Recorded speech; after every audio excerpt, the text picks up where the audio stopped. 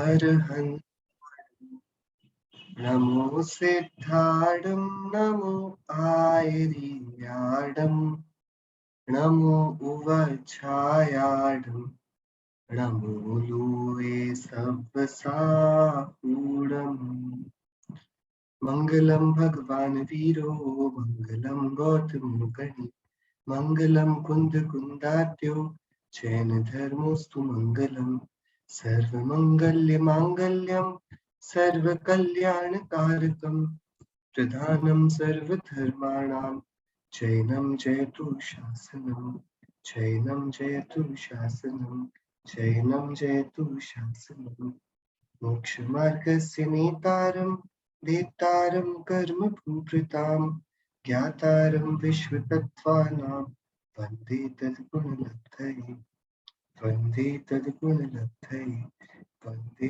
Tadgunalabdhaye. Okay, so after having a detailed discussion on the constitution of this world and how everything functions, the type of things that we have in the team local, and the six types of substances, their common attributes, their special attributes, we started discussing about the basic structure of a substance.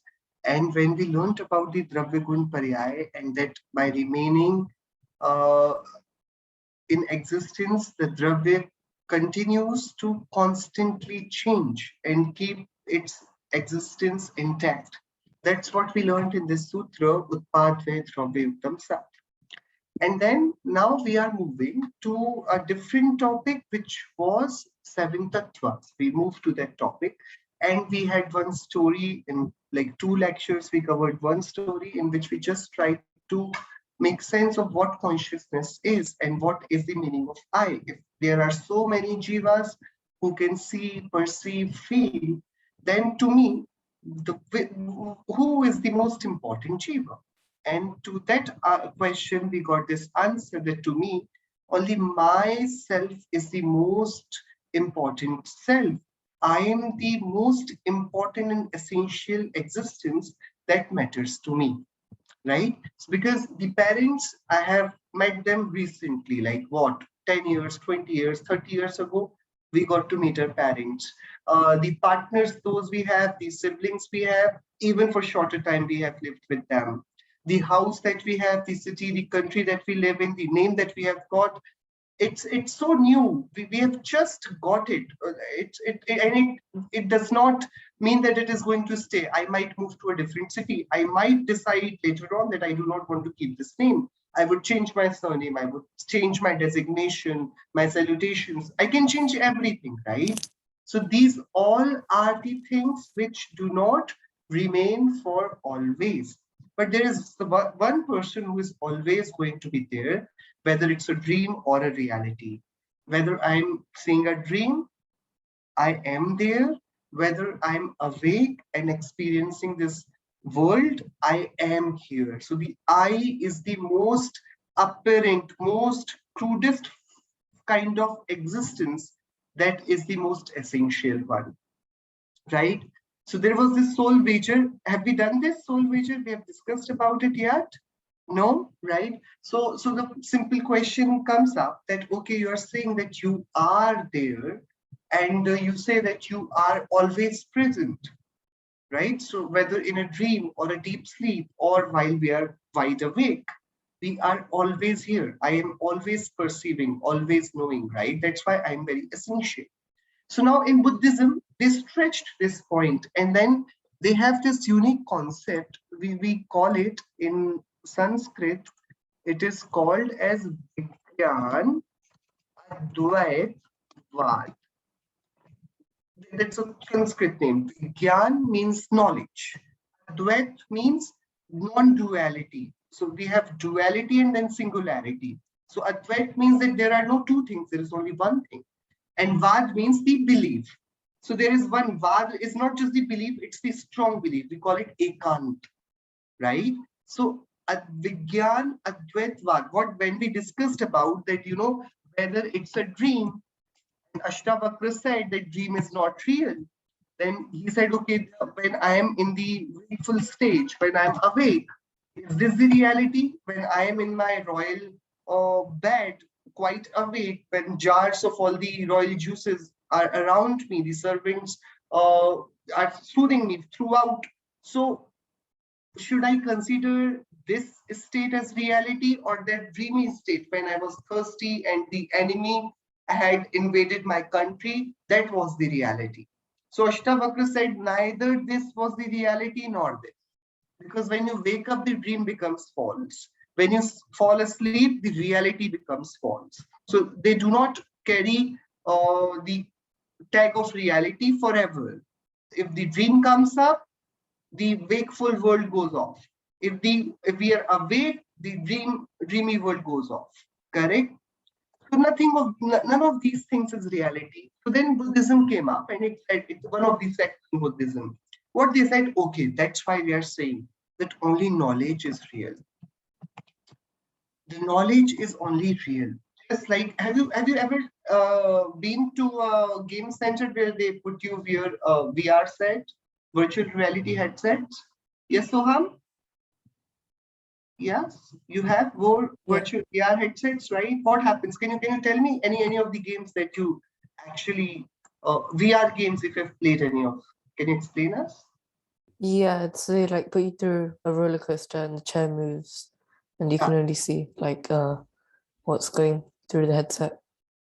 Okay, correct. So they make you wear over your eyes one VR set, and then you're sitting on a very comfortable chair, and the chair also moves some, right?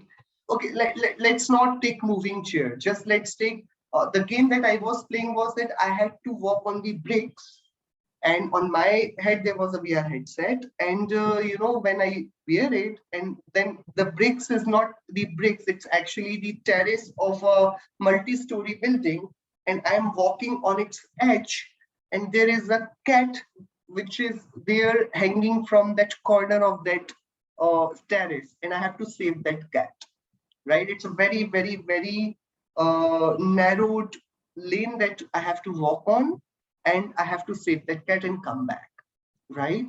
So, and when you wear that headset, it becomes a wooden log, and as if you're hanging at the top of a building, and if you slip, you fall down, multi stories down on the ground, right? So it's a death, right? So the moment you put those VR headsets, though you before putting that headset, you could see everything. There were bricks, there was a room, there were friends around you, there was an instructor. But the moment you put it, and the whole reality collapses, and you are into a very new world. And then, though you know that it's a game, but your mind cannot comprehend it. Your reflexes work in the way as if it is a real situation. So if you're about to fall, if you're not in a roller coaster, but if the roller coaster is going down, you actually feel that thrill inside your tummy. Yes, Soham, do you? Yeah, you could feel it. Though there is no roller coaster, you're not moving, not even a single inch from that chair. Only the chair is giving you just the movements. But your brain can simulate how you will feel when you are actually going to be on a roller coaster. Yes, that happens. Jia, have you been to a VR game? Have you, yes, which one? Same roller coaster or something different? Like not a roller coaster, but it's just like simulates like a different world. So say for example, if you're actually just standing in your living room, whereas when you put the VR headset on, you're doing something else. Okay, yes, yes. So when you put that thing on your face, we literally enter to a different world. Yet we can feel whatever is happening there, right? It feels as if it's the reality. Yes, Adi, can you relate when we are putting that VR sets on our eyes?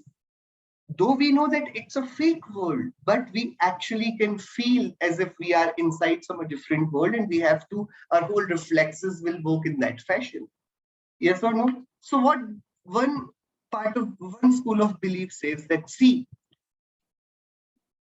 the world that is there in that VR set is not real.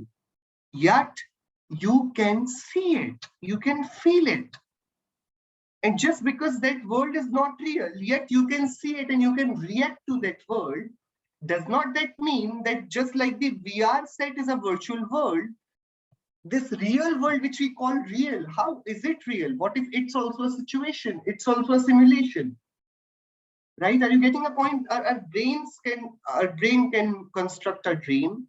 It can see and react to a virtual reality, and it is reacting to this world as we know as the reality, correct? So what one particular sect of Buddhism says, they say that, okay, there is nothing that is real except your gyan, your consciousness, and the whole world is a play of our consciousness. But then again, it becomes ekant. And when you stretch to one only particular point of view, then we begin to lose the hold of the reality. Therefore, Jainism is always called as Anekant Darshan. Have you heard the name Anekant? Ever? Anekant? Ekant, Anekant, have you ever been told about these two words? Ekant and Anekant. Jainism is called Anekant Darshan. And all other religions of world are called Ekant Darshan. Darshan means philosophy. So Jainism is multifaceted philosophy. We do not take one particular answer to a question. We believe that there are as many answers to that one question as many points of beliefs are possible. See, if you ask me that I am a student or a teacher or a child or a father or a brother or an Indian, which of these answers is true? If you say, who are you? If I'll say I'm Indian, is it true? Yes. If I say I'm Jain, that is also true. If I say I'm a human being, that's true. I am a boy, that's true. I am a son, I am a brother, I am a student, I am a teacher. To that one question, there are so many answers. So what Jainism says is, do not look for that one answer.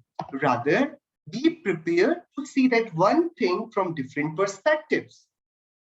So though it's true that if my consciousness is not here, nothing of this world can be perceived. Therefore, my consciousness is real. That is what is putting sense to this world. So the sun can be bright. The sun can give us light. That's fine. But to perceive that light, I have to have my knowledge working. I have to have my consciousness working. Because uh, this thing cannot perceive sun. So to it, there is no meaning of sunlight. To me, it is. The laptop and all the things that your phones and computers do, it is because it is for us important because we can perceive. It's of no use to the laptop itself, to the wall itself, to the house itself, to the office workstation itself. Everything, every data, every fact is just to feed our consciousness. So Jainism says, okay, that's true that there is Vigyan, there is knowledge which is there. But that does not mean that the outer world is not there. We cannot deny what is very obvious to us. If I can see it very well, then it has to be, though its existence is being complemented by my consciousness because I see it. But I am different, the seer, and it is what is seen. So these two things, they both exist, and that's how the world functions. So dream is also there, the wakeful world is also there, and at the same time, the perceiver, which is me, I, it is also there. So everything is reality from their own perspective. If I deny that there is no dream, then how do we see them? So there is existence of dream. If I say that there is no shop, there is no house, it's just illusion that has been created. No, there is a school, there is a bank, there is a shop, there is a house, there is a market. We can see everything. So all things exist, but their existence is known by me in my conscious state, and therefore my consciousness is first, and whatever is being reflected in that conscious state, is the secondary thing, is the existence of others, right? Correct? So far, everything is clear? Fine. So now the question was, fine, if I am the most essential being, and you say that everything else is very temporary, but what I see is I am temporary too, right? Because I see everybody dying. Everybody has a birthday, everybody passes away one day or another day. Someday everybody goes off. Yes, Adi? Everything is temporary, I said. See, the dream, it lasted for a few minutes or one night. The reality, it lasted for whole day until I went to sleep again. So everything is changing, but I am in the dream, I am in the deep sleep, I am outside the dream as well. So I am saying that I is constant and everything is temporary. But then the question arises that no, even I die, even I will also go off one day, if even I will pass away. Yes. So then how can you say that I is essential? Because just like I will leave everything else, even I will leave I-ness, that I am. The question, you understood the question? Is the question clear? Adi, can you explain us the question? That question has come in front of us.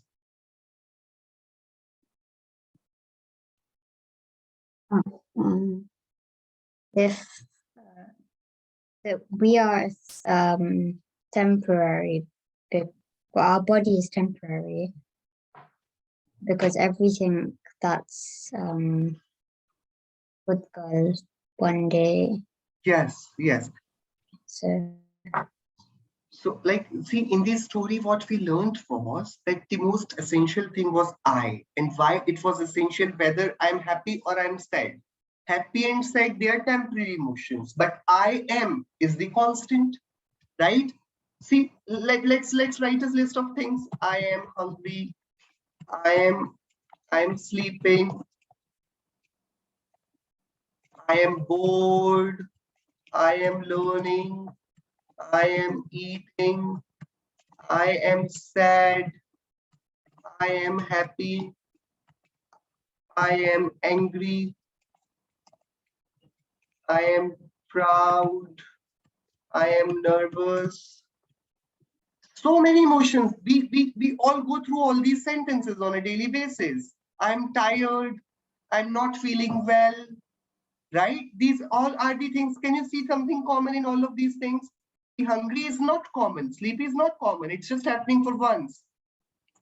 Right? But I am is repeating itself again and again. Can you see that? I am is constant. Whatever is happening, I am there, witnessing it. I can feel it. If there's hunger, I feel it. If there is fear, I feel it. If there is sleepy drowsiness, I feel it. If there is sadness, happiness, joy, energy, whatever is there, I feel everything. So of all these things, what is the constant? Who is constant? I, right? Nothing happens. See, there is a very interesting quote. A tree fell in jungle. Did it make sound? That's the question. A tree fell in jungle. Did it make sound? Soham, Yeah, because when the tree hits the ground, it'll make like no, how can you say that? Maybe it fell, but it didn't fall on the ground. Maybe I don't know what happened. Maybe it's floating in the air after falling down. How can you say without being there in the jungle? How can you say that if the tree falls down, it necessarily makes sound? It's not necessary. It not. Do you fall whenever you fall? Do you cry every time you fall? Do you scream every time you fall? No, it does not happen that way. So it's a philosophical thought. They say that you cannot say anything about anything until and unless you witness it by yourself. If you're not in jungle, you are not authorized to talk anything about that is happening in the jungle. Similarly, if I am not there, I cannot feel it. Can you feel sadness right now? Soham, can you feel sadness? Adi, can you feel sadness right now? Why? Because where sadness is, you're not there. And where you are, the sadness is not here. What you can feel right now is where you are, you can feel that emotion. So if that emotion visits you and you are there, you can feel it. Yes, right? So two things are happening at the same time. There is one event that is taking place, and there is I who is taking the note of that event. Two things. Can you see those two things? Your body is famished. It wants to eat something, and you know that your body is famished. And therefore you say, I am hungry. Yes, two things are happening together. One is the event that is taking place, and the second thing is that you are witness to that event. Yes, I'm having a headache, right? So headache is there and you are acknowledging it. Two things are happening. Correct? Correct. So without I, nothing will happen. Wherever I am, only I can feel and perceive that situation where I'm present. If I'm not there, that thing didn't happen, for me at least. Correct? So the question now was, so I was told that, okay, all these emotions will come and go. They'll come and go. They'll come and go. What you have to train yourself as that you always be, you always be, you always be. No matter what the external changing situation is, you always be that I am. That is important, not be hungry, sleepy, boring, learning, eating, sad, happy. These things are not important. I am. That is the most important thing. That's what I was told. So now the question comes just like these. These are on a short term when I see these things are temporary. So every day I feel hungry. Every day I feel sleepy. Every day I feel bored. Every day I want to learn something. Every day I eat something. Every day there is something that makes me sad, something that makes me happy, something that makes me angry, something that makes me proud, something that makes me nervous. All these things are happening on a daily basis. But this is very short-sightedness. If I see on a long timeline basis, I am dying too. I die as well. After some time, I am dead. But I'll not be there to tell you guys that I am dead. You will tell that he's dead. Yes, nobody says I'm dead.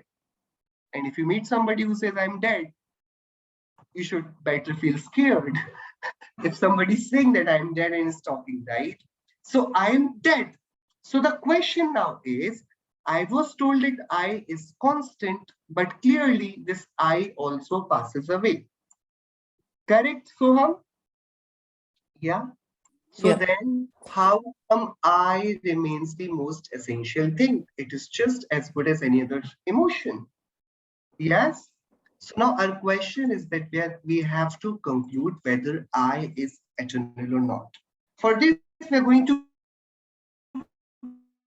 play a wager. Very simple. It's a game for profit. Wager is like a gamble. Okay, we are going to have one gamble. I believe that I is fragile and after this body collapse, I am no more. The soul dies with this body. That's the first question, first belief. And the second, only two possibilities, right? Either the soul is eternal or the soul dies with the body, means there is no soul. The body is the soul. Correct? Two arguments. What are those two arguments? There are only two possibilities. What are those two possibilities? There are only two possibilities. The first possibility is that soul is there, which is eternal. Okay? Soul is not there, body is soul. Two possibilities only, right? Any other possibility that you see? Soham, Adi, Jia, anybody? Say something. Yes, no, no. Two possibilities, right? Correct, correct. See, if soul is there, which is eternal, if we say that soul is eternal, then what happens after death? You'll have to define that. You'll also have to believe in karma. That okay, whatever good or bad we did, they will keep account of where we are going, where we are headed to. Yes. So if you believe soul, then the karma comes, then the good and the bad comes, then comes the dharma. Yes, makes sense? Yes, everybody? Yeah, okay. There are only two possibilities. So these are the possibilities. Now, because there are two possibilities, there will be two types of believers, right? There are two types of believers. Those who believe that soul is eternal, those who believe that soul is not eternal, soul is fragile, it goes off with body. Correct? So we are now going to play gamble with those. So if I am getting to choose, I am asked to pick the side of which side I will be in, because it's better to play gamble where you're so sure that you're going to win and not lose. Correct? So now it's here a mathematical model. It is. It's actually made on based on the great mathematician called Pascal. So he had his famous wager called Pascal's wager. So we are putting two situations to this wager, and we are saying that one possibility is that soul is eternal, and the second possibility is the soul is not eternal. So let's play this gamble. Are you guys in? Yeah. Okay, let's play this gamble. So the present situation is human state. I am human. We all are humans. And the possibility that I believe, my belief is, I believe that soul exists, afterlife exists, and therefore the karmas will also have to exist. That's my belief. Okay? Now, the reality. What is actual possibility? So possibility can be two. What I believe can be right. The soul, afterlife, and karmas exist. And the possibility can be that, okay, I'm wrong. When I die, I get to realize that there is no afterlife. I'm not going to Swarga. I'm not going to Naraka. I'm not going to animal state. I'm not taking birth again. The realities can be two, right? That's my belief, right? Now, I want to ask you, Jia, okay? If you believed that afterlife exists, karma exists, soul exists, would you live life differently a little bit? Yeah.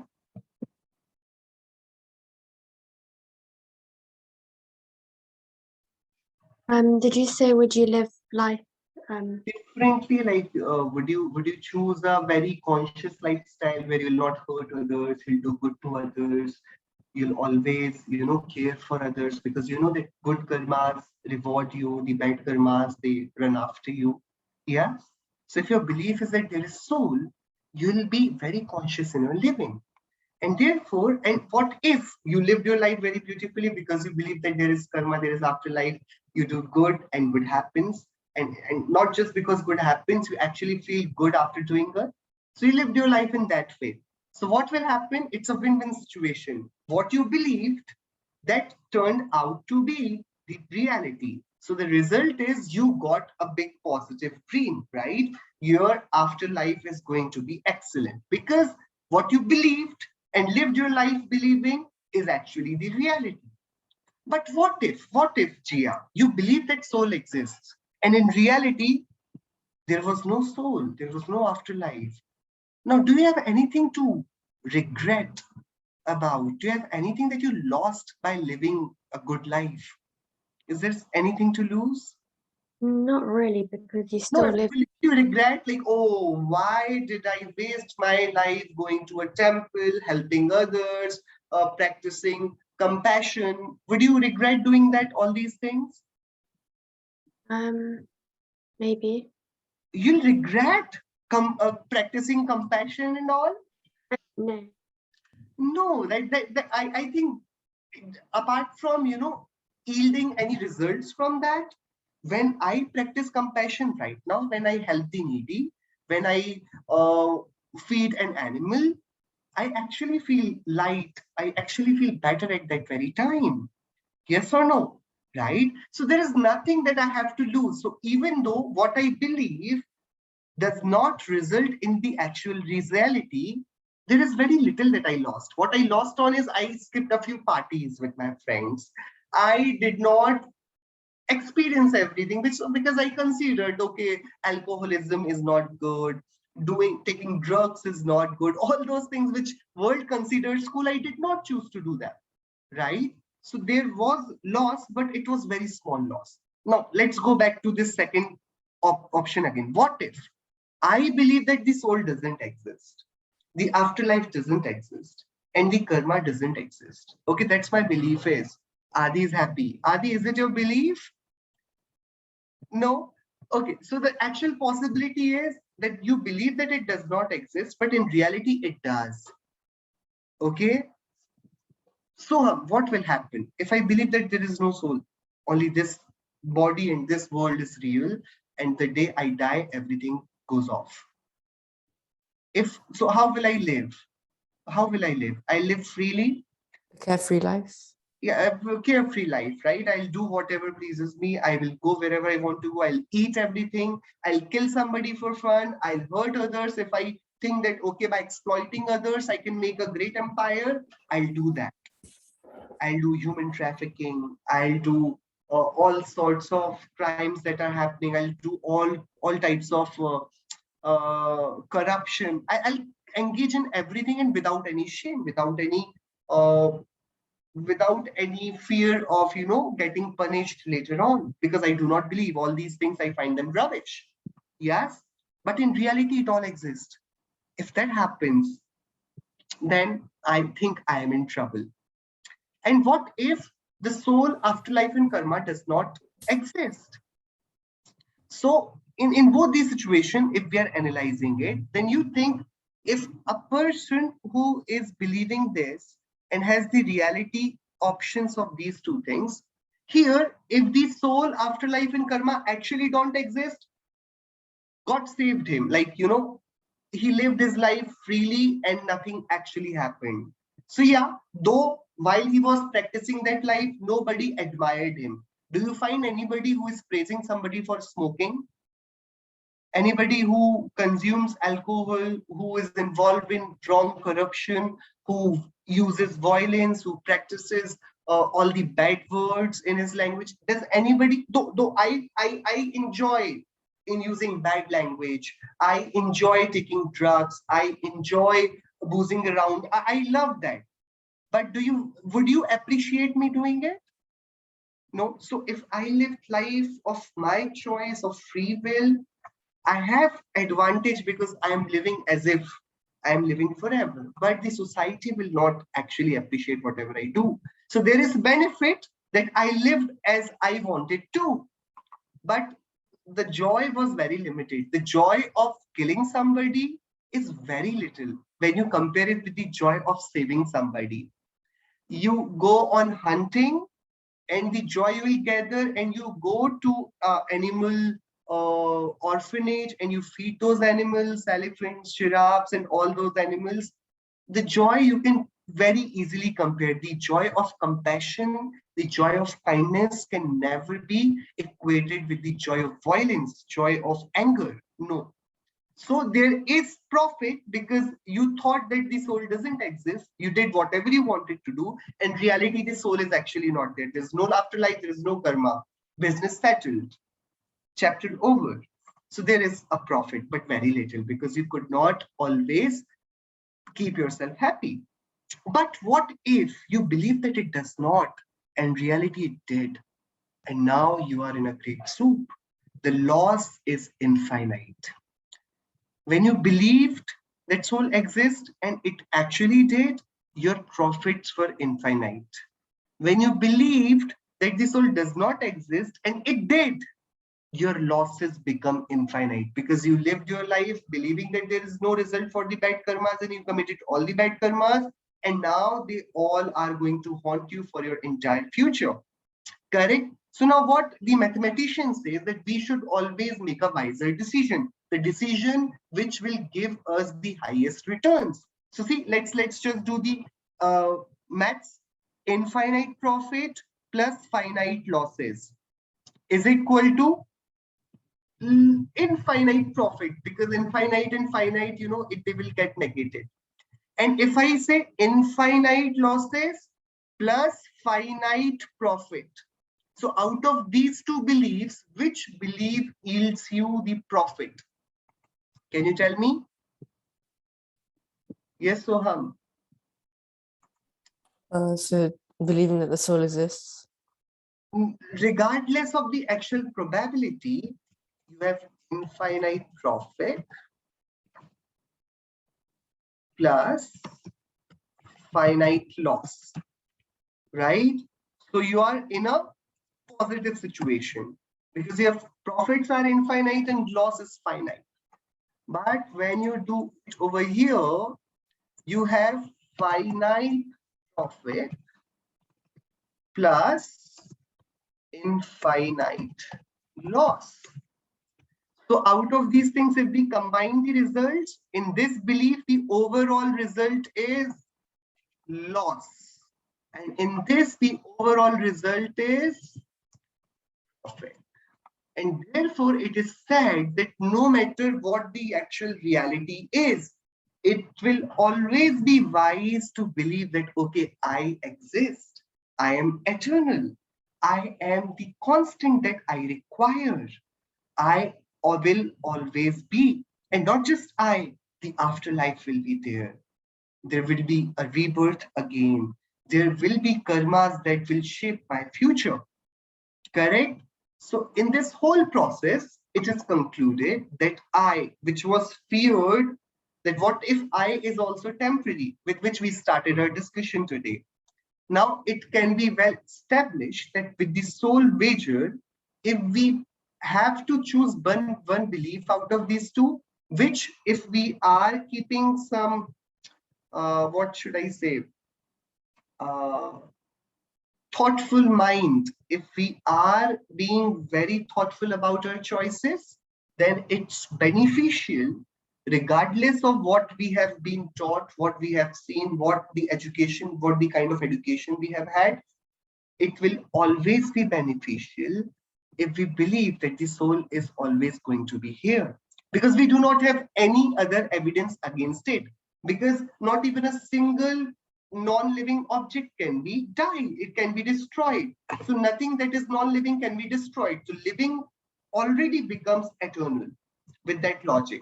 And again, if I believe that the soul does not exist, mathematically that leads to a loss if we put it on a model. And therefore, when we are talking about the essential, about the essence of our whole life being our soul, yes, I am. This is actually literally constant. Not just in this birth, even after death, it is going to be here. The death is just being separated from this body and getting attached with another body. Okay, understood? Jia, Adi, Soham, any one of you would like to summarize what we just did with the soul wager? We played a gamble. We had two choices. And we thought, okay, should I go with the choice one or choice two? When I went with the choice one, I got overall result as profit. Though, if regardless of the reality, the overall net result is profit.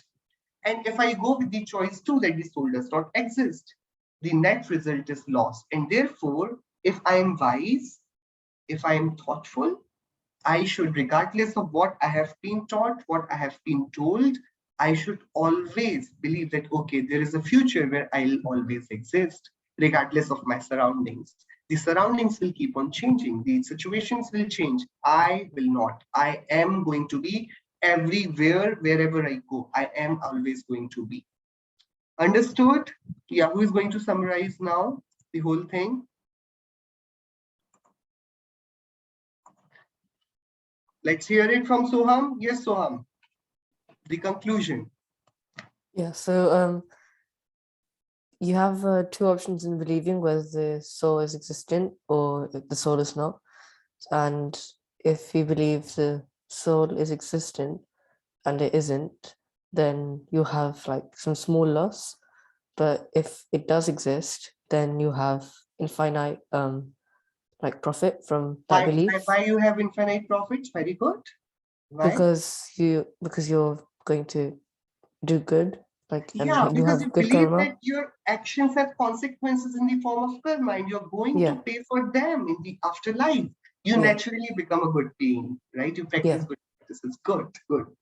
Yeah. Yeah. And then if you believe that the soul doesn't exist, then and if that's true, then you have like finite profit. But if that is true, then you'll be doing bad deeds and you get bad karma. Then you get infinite loss from that Perfect. belief. Overall, if we add up the results of both the possibilities, which belief It's is beneficial? yeah, it's wiser to believe that the soul does exist because you'll get profit from both angles. Both angles, both the realities. Excellent, Swam. Very good. Swam, you said that, okay, if I believe that soul does not exist, and in reality there is no soul, no afterlife, no karmas, then there we do not get infinite profits. We get finite profits. Why? Because Why finite? because the only profit you'll get is that the assurance that your belief was right, and you won't get anything from it. You'll No, but just I enjoyed my whole life. No, I enjoyed. I did whatever I wanted to do. I went to the places I wanted to go. I ate what I wanted to eat. because So why that not calling it a finite profit? Why not infinite? I lived fully, right? because that joy is temporary, and like because I am temporary as well. Yeah. Okay. Fine. Good. Gia, would you add? Very good, Shoham. Very good. Excellent. Gia, would you add light to this? Why we are saying when I believe that why the material joys are termed as finite profits? My simple question is. Because material joys, they won't last long and they'll be very short term. Whereas if the belief that karma exists was true, and afterlife also exists, then it wouldn't be limited joy. It would be like longer. Correct. So can we decode it in very beautifully? See what is happening. This is excellent thing. If you guys think about it, the moment I say that afterlife is here, the constant emotion that comes to me. See, if somebody says that you have an exam tomorrow, and if somebody says that you have an exam tomorrow, but you get to give it again a week after, right? One thing is that you have to give it tomorrow itself. And today you have been told and you have not studied at all. And somebody else said that, okay, you can attempt it tomorrow. And if it does not go well, don't worry. You will get to attempt it day after or a week after. In both these options, which option is more convenient and more relaxing for you? To get it done in the person. Yeah, the second one, because you are getting chance to correct it, whatever wrong you do in the first attempt, right? See, that is what is happening. Those who are the non-believers, those who say that, okay, the soul does not, there is only one life and they have to live it fully. They spend all their lifetime in haste. They work hard day and night. They have to prove, make it a point. They're so ambitious that they work day and night. They burn everything that they have in their relationships, in their family, in their body, just to make use of the whole life. They're so invested in their lives because they're obsessed, because they have only one chance. And therefore, their life will always have element of discontentment because they'll never have it enough. But the person who says, okay, there is afterlife, there is no haste. Okay, whatever I get over here is fine. Else, I have a lifetime ahead of me. Even after this life, I'm open to all these experiences. And therefore, there is the element of contentment. You'll find that those who are religious, they're already very, they are very easy to accept everything. We are very open in, okay, fine, if I do not get best of the house is fine. I'm convenient in my house.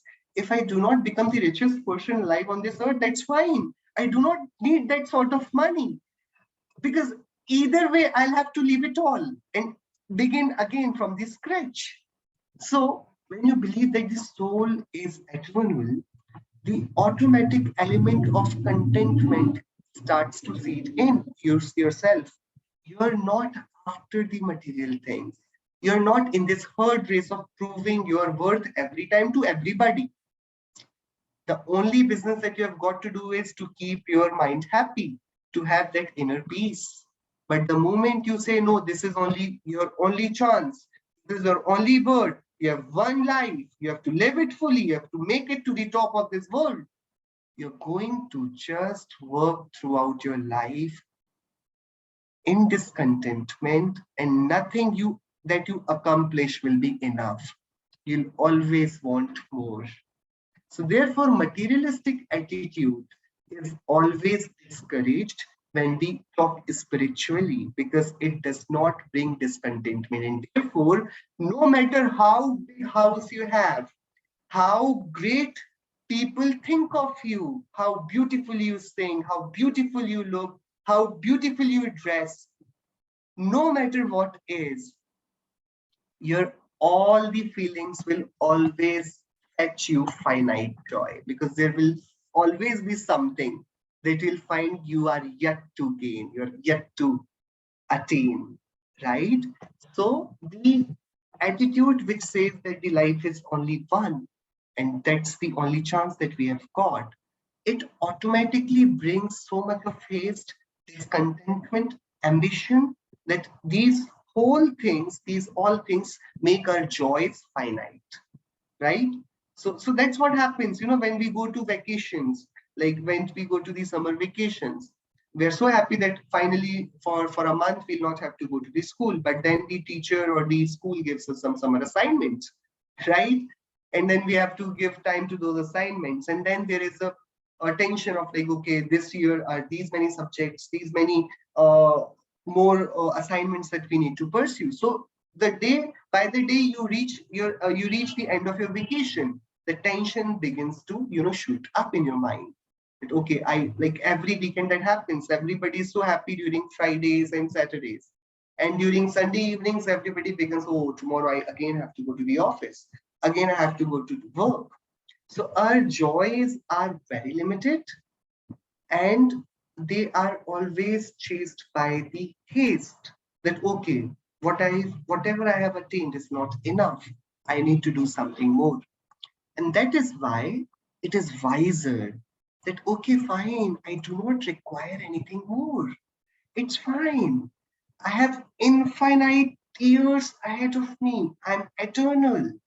That belief is always keeps our inner peace intact. It keeps us very healthy from the inside, right? And then automatically, if we are happy from inside, the body also grows in that way. Understood?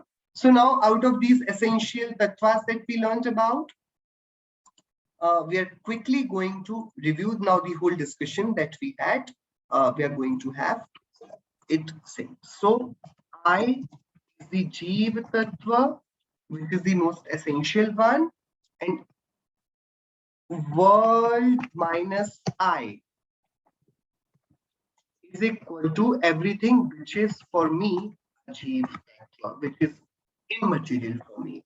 And this I, the Jeev Tattva, is the most essential. Why? Because all my joys and sorrows are not only felt by I, but also depend on how I take I, how I understand myself.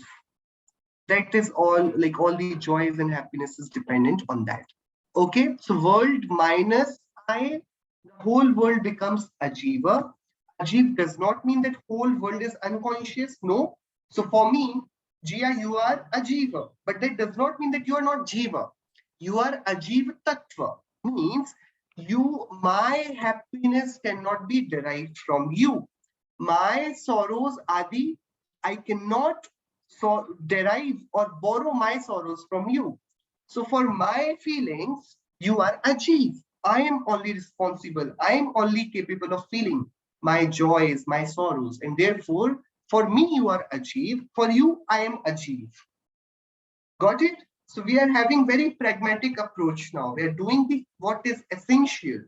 We are learning about it. So we divided the whole world. First, we divided the whole world into 6. There was one knower, there was one matter, then there was medium of motion, medium of rest, time, and space. Now we have again, amalgamated them all, and now we are further dividing them into 2. There is one me, and there is one rest of the world. So rest of the world is a jiva, because my happiness does not belong to them, does not come from them. And I is one, my only friend, my only family, I who is responsible for my happiness, for my sorrows. Got it? And now the whole dance begins. So there is one versus infinite. Can you see? I is one and worlds is infinite. There are so many dravyas, right? Now the simple dances, the simple maths, the simple formula is when I remains with I, it becomes happy. When I considers world to be it becomes sad. It becomes unhappy, would be the better word. How does that happen? It's very simple. It's very simple. So that is the whole thing that comes when we talk about the I and the world. So I is the soul, not just body, okay? Because body can be seen. That's why we depict them in picture. So I is this body. I am, right? See, if I go to your house, Soham, while you're asleep and everybody else is asleep, it's dark in the night, and I break into your house and pick something and carry it with myself. Should I be punished? Yeah. Yeah. Should I be? Okay, fine. What I'm going to do is I take my 2 very close friends and I enter your lawn and I just introduce them to this house of yours. It's like, see, this is my mansion. This is my house. That's my car. This is my garden. That's my servant. Now, I have not taken anything. Am I doing the thing which can be called right? Am I being just in my doings and my behavior? Mm. Yes or no? I'm not in your house. I'm just telling others that I've taken yours. That's my house. Is it right thing to do? No, it's not. It's not. Why it's not? Because you're lying. Why it's not right thing to do? Gia, why is it tagged as stealing when I, without informing my friend, take their whatever, like their stationery or their books? What if I do not tell my friend and take one of their books and put them in my bag and then keep it in my room and then forget forever? Why do we call it stealing? What's wrong in that? There was that book lying and I just took it and I just kept it. Why? Because the book is someone else's and you didn't ask them for Yeah, it. that's acknowledged. Okay, I have not erased the name of my friend from that book. I acknowledge that the book belongs to her, but now I am keeping it with myself without telling her. What's wrong in that? It's not yours. Yeah, so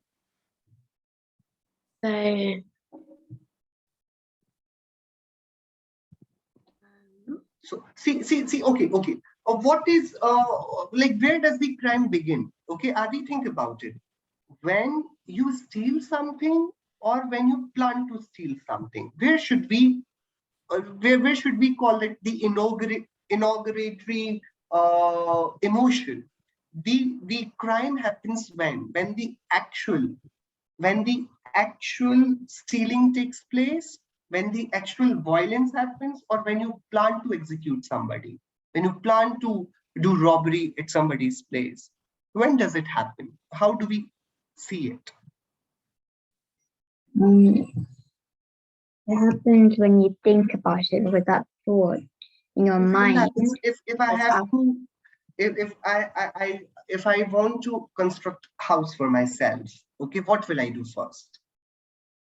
You'd think about it. I think about it. Then You'd I think through it. contact an architect. Then that architect will think about it. Then whatever he'll think about it, he'll make a plan. That plan will be on the paper that, okay, this is your bedroom, this is your washroom, this is your hall, this is your drawing, right? That's what he'll do. And then when it's approved, then in reality, the house will begin to construct. So my question is, when was the day the house was actually, I went into the construction of the house. When did that house started being constructed? In your mind, the Yeah, house. the day I thought about making one house, and the day I contacted the architect, the day he was designing that house, the day he brought the drawings, the day we approved the drawings, right? So see, the plain thing, in this whole world, anything that comes out, whether it's a shopping mall, whether it's a railway station, whether it's an airport, whether it's a city planning, whatever is happening, whether it's a simple garden outside your house, the flowers will come very late. First, you will decide that which flowers do I want in my garden. Yes, the phone will come very late. First, you'll have to decide that what kind of phone you're looking for. The school will come very late. You'll first decide, okay, in which school should I take admission to? Yes or no? Can you see the pattern? Everything is first coming to your thoughts, and then it is materializing into the reality. Can you see this pattern? It's happening all across. You thought, okay, what we are going to eat tomorrow. You thought about it, and tomorrow you'll find that you are actually eating that. So first is what it was a thought, and then later on we do not appreciate it, but whatever you're eating, it actually originated from a thought. Can you see the relationship? So there is a thought, and that thought is so neglected that nobody sees how magical that thought is, that the whole thought transforms into the reality. That is what is going to happen now. There are two people. There is one I, and there is this whole existence. And when I thinks about existence, existence creates itself. When I think about myself, happiness is being created. It's all about the thoughts. It's all about the garden you water. If I begins to think or worry about the achieva, if the jiva is attracted towards the achieva, the world prospers. If I does not think about achieva, rather restricts itself to itself, the moksha, the salvation, the liberation prospers. It's all about the dance of these two, the jiva and ajiva. The jiva, when it goes to ajiva, ashrav and karma happen, ashrav and bandha happens. The jiva, when keeps itself away from the ajiva, the samvar and nirjara begins to happen, and then it leads to moksha. How it works, we'll see it in the next class. I think I took a few minutes extra today. But I think about it, just for this week, just think about it. Whatever is happening around you, try to trace its beginning. It is just the result of a thought. Even that small signboard that is on the road that will go out and watch, even that signboard, it was once a thought. Somebody thought, okay, we should put that board over there. If you see an advertisement, it came very late. It first came into that thought that, okay, we are going to advertise this thing as this. Correct? So the thoughts, they lead to reality. And therefore, it's the whole world is the creation of thoughts. And when you restrict thoughts to yourself, the whole world will dance to its own tunes, but you will be out of this world. You'll be a liberated soul. You'll be a happy soul. How that will happen, we'll see in the next class. Okay. So we'll quickly have Jainism, please. निज निधि निज में बताई यह अनंत उपकार है उसके लिए चिन्हवाणी माँ को वंदना शत बार उसके लिए चिन्वाणी माँ को वंदना शत बार. 9 times from Okar Mantra.